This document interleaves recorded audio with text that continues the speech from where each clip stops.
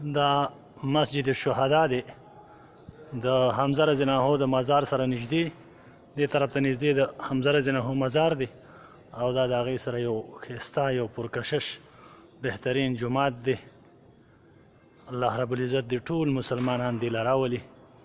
الله رب العزت دې پکې د ټولو مسلمانانو نصیب وکړي چې دې ځای کې الله ته سجده کړي او الله رب العزت عبادت وکړي او داسې یو بهترین زبردست قالین و بهترین محراب بهترین ځای دی. الله رب العزت دې ټولو مسلمانانو په دې کې نصیب وکړي او الله رب العزت دې وله ټول مسلمانان راولي چې څوک د دې خواهش لري او الله رب العزت دې زمونږ او ستاسو عبادتونه د خپل رضا دپاره وګرځوي. الله هم دې د هر قسم ریا نه، شرکیاتو نه، بدعاتو نه، کفریاتو نه وساتي. الله دې زمونږ د ایمان حفاظت وکړي.